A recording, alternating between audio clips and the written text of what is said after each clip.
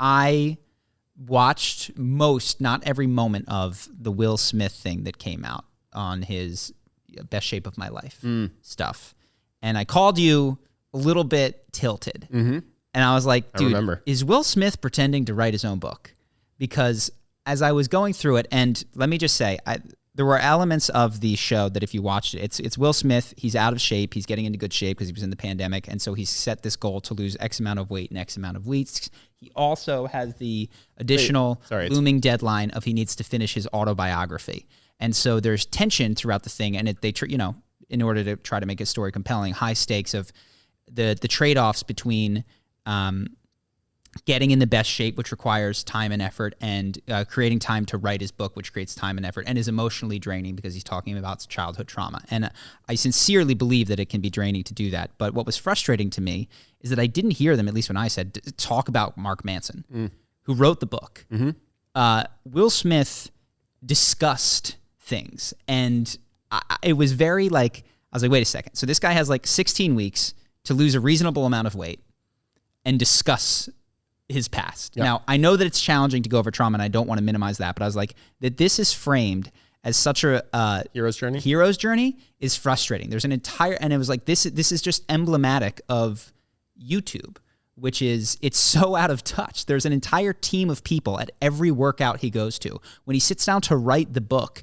he's got it on a 75-inch TV on a Google Doc. He's not in front of a computer hardly ever, and he's talking about things to people. Now, maybe he's sitting down in the wee hours of the night cranking it out. My impression is that Mark Manson, who wrote The Subtle Art of Not Giving a Fuck, wrote the book, did interviews with him. There might have been other ghost writers as well. I don't know if Mark did it by himself. But. Yes, but he wrote it, right? He's on the book. He wasn't heavily, I didn't hear him mentioned. If he was, he definitely was not heavily featured in the show. I don't know for sure the details, but yes, Mark, I think, was heavily involved in writing that book. It just reminded, I was like, man, this is so out of touch. There's, team of people. I just haven't spoken to him. I spoke to him when he got the book, but I haven't spoken to him since, so I don't know. This isn't coming from Mark. This is my guess, is that Mark did a lot of that writing in terms of putting words on a paper. Yes, and I was like, here's a guy who's getting in solid shape with an entire team of people who, by the way, he stands up multiple times. Most people can't afford to stand up a personal trainer while he's in Abu Dhabi or some far-flung place to go dedicate himself wholly to it. And the parts that were interesting that I thought were good were him discussing his childhood. Mm-hmm. The parts that I found lost me was how hard it is to get in shape and talk about your past at the same time, which is well, this is the whole Ben Simmons thing. For people who don't know, Ben Simmons doesn't want to play for the 76ers. And so now the thing he's saying is that he's having mental health issues, and so he can't play. And the Sixers saying, okay, that's fine. Don't play. Just travel with the team, practice with the team. He's saying, no, I can't do that. I can't do anything. And the people that are most upset at this are actually people who have mental health issues because they're saying, I have very serious mental health issues. I don't know if Ben Simmons does or doesn't, but even if he does, I have to go to work. I have to figure out a way to function in some capacity. And it seems like there's just this whole, it's like a spit in the face to a guy who you don't even have to play the game. Just show up and travel with your team and you'll get $30 million a year. And he's saying he can't. And people are saying, I am suicidally depressed, but I don't have the option to just get $30 million a year. I have to go to work or else I'll get fired.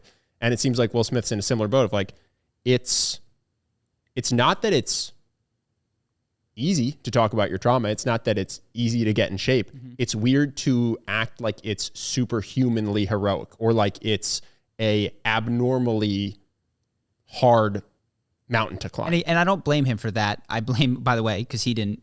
No, it's somebody editors. else shot it, it's edited editors, it, created it, and tell this tale. I was like, it felt tone deaf to me. So the parts that I liked, and it's I don't actually blame Will Smith for any of this. You're allowed to be rich and unhappy or rich and frustrated or rich and overwhelmed. All of that is totally fine. It's the decision to broadcast this is the issue. Yeah.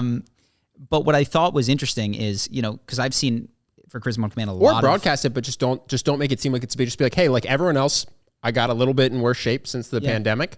I'm going to try to get in better shape, and this is me trying to do it. It's not superhuman, but it's what it is. So tune in. Yeah. It felt that to me felt tone deaf. The parts that I did like were him reviewing his past through a different lens. I've seen him talk about his past and his dad and the work ethic and how good it was and drive, and I will stay on this treadmill till I die. And having him review those lessons with fresher eyes, older eyes, how it affected him, how it has made him relate to his own emotions, how it made him raise his kids, he's told the story before, but when his daughter Willow was, I whipped my hair back and forth after her like first show or second show. She's like, okay, I'm ready to go home now. He's like, what do you mean? We're not done. Like the mission isn't over. She's like, but don't you care that I'm done? And he's like, then he woke up in the morning and she shaved her head. She was 9 years old. That's awesome. She just shaved her head. Wait, sorry. This was when shooting the video or this was when touring? This is when touring. He woke up the next morning. She's like, hi, Daddy. And she had no hair. Because she wanted to stop touring and go home? She was just done. She was over whipping her hair back and forth. Which, by the way, is like, yeah, don't put a little girl on That's stage. Awesome. Good for her. I was like, you know what? What a gift to have her teach you that lesson. And he says it. He's like, that was something clicked in me that day. And he talks about how such a boss move for a 9-year-old. He talks about from oldest to youngest, how they got different experiences of him, and like how he softened over the course of it. And he's like, that was the moment that I actually got it. And my two older sons, Jaden and I think Trey, didn't get that compassionate, understanding side of me. But yeah, it's interesting to see. I think it's very common in the first half of your life, if things turn out pretty well, there's a lionization of everything that your parents did. You know what I mean? It's like fucking. It was. He taught me. We built this brick by brick, and he's told these stories in the past. And like my dad said, you complete the mission or you die. And I knew that day that I was going to do it, and it was like, oh great, that's amazing. And by the way, the mission was he had to go pick up food from the store, and he stopped to play with his friend on the way home. And his dad came and found him and said, "You're either dead or the mission is complete." And that transformed his life. And to have him reflect on that and be like. Also, my dad, which he mentioned in the past, he's like, I watched him beat my mom. I watched him, and I, just learned that I had to please him and entertain and keep everybody laughing in order to keep things going. And the part that I did kind of enjoy about the fitness was he's like, I'm getting in the best shape of my life for these cameras. He's like, the cameras are getting in the way of me getting in the best shape of my life. Like, I'm trying to put on a show for you and shoot B-roll and talk about my workout. And I'm instead of working out, instead of like doing it. And he's like, I'm done, which seemed, and I agreed, like, oh, that's growth for you. Yeah, that's great. That's awesome. So is that the last footage they have of him working out? It's mostly like, there's not a lot after that. That's awesome. There's like, he continues to do it, not as regimented, more sporadically as he can, given the amount of like grueling work for him it is to review his past and cry about it and share it with his family. He continues to work, but just not as hard. And I was like, okay, that like it's still a really interesting story, and that part for me is the emotional core. And notwithstanding what I said about, I think the decision to make it a hero's journey of getting in shape is so hard when you have 30 people helping you. Yeah. But I enjoyed those aspects of it, and it was just interesting to see him reflect on the same stories that I've heard him tell in interviews from the 90s and 2000s with a very different understanding of both sides of it. It's like, yes, it made me Will Smith. And it also made me literally not in touch with any of my emotions. Well, this is the question that I have just in general, which is so recognizing that at 50 or however old he is, and then changing your ways, or recognizing that when you become a parent, that seems really valuable. But I also wonder, not for the beating of his mom, but for being hard on him, if it's appropriate to be genuinely grateful for that, because he did become who he is and get out of the hood and become incredibly successful and achieve his dreams. And I wonder if I wonder if at the end of the day, he'll reach a place where he's not sad about it and just goes, it was great for me in some ways, and it's time for me to shed a lot of the symptoms of it that I still retain as an adult. Mm-hmm. I think so. What I've learned with regards to that, and I think, any lesson can take you in the wrong direction. The one is like, oh, I should be grateful for this because it helped. And what has helped me lately that I think he experienced was like, it hurt, but it made me Will Smith. And every time he thought about how it upset him, he's like, yep, but I'm here, so I can't be upset about it. And probably what he did, or sort of I saw a little bit in the thing, was created space to just be fucking pissed about it. To just be like, you beat up my mom, You made me an entertainer. You made me a clown. And I don't want to thank you in this moment for the fact that I also got rich as well. Well, yeah, I also don't want to let's not do the smash technique. Yeah.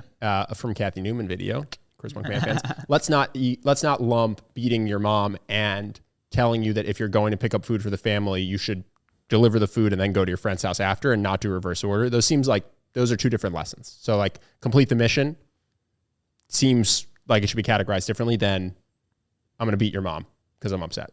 You know what I'm saying? It was all tied together because it's like everything from you came with terror.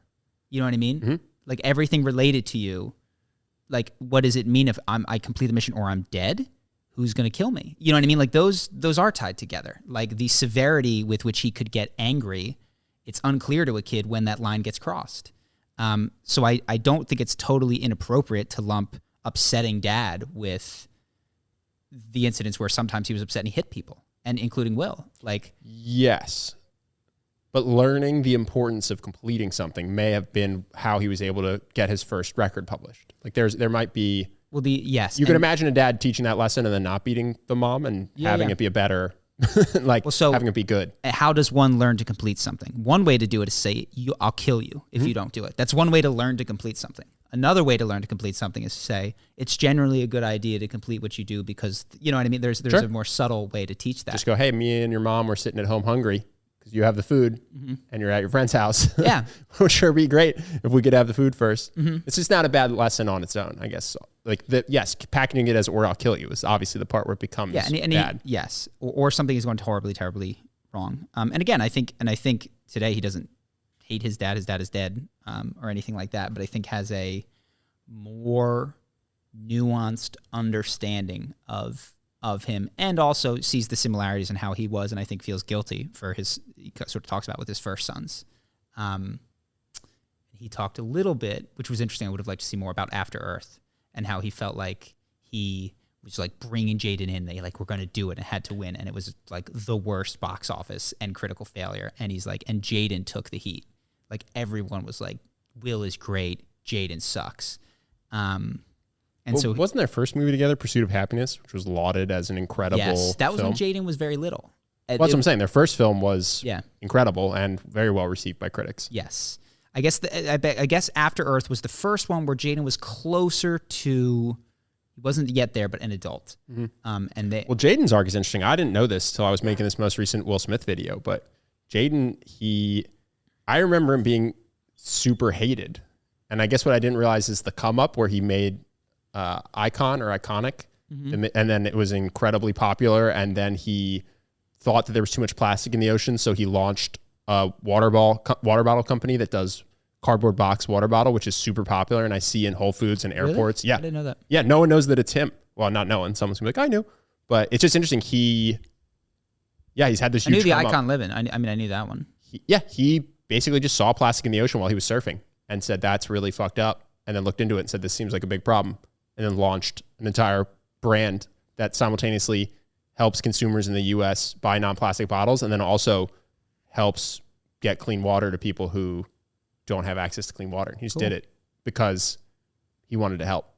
Interesting. So he's had this whole interesting. He's had that people don't really know about. I think he's no longer in the. He was very poorly received, and I think with the younger generation, he's less so. But for those of us who were alive when After Earth came out, and he seemed to be a drag on Will Smith, who, by the way, hasn't really had a huge box office success in a while. It clearly wasn't his fault because he picked movies without Jaden that just tanked. Anyway, it was an interesting series at the end that I did enjoy elements of and just disliked the. Oh my God, it's so hard to get in shape with 30 people and taking you to Abu Dhabi to try to lose a pound a week. Who could possibly manage such a thing? But I don't blame him for that. I that was the narrative arc that they decided that this tale needed to have. So. Hope that you guys enjoyed that clip. If you want to see more like this and have us do more podcasts, we are 100% funded by our generous patrons. And if you'd like to contribute, there's a link in the description, and we'll have one pop up on the screen right here so that we can do more podcasts where we have fun conversations and hopefully some deep ones like this. Either way, hope that you enjoyed the video, and I will see you in the next one.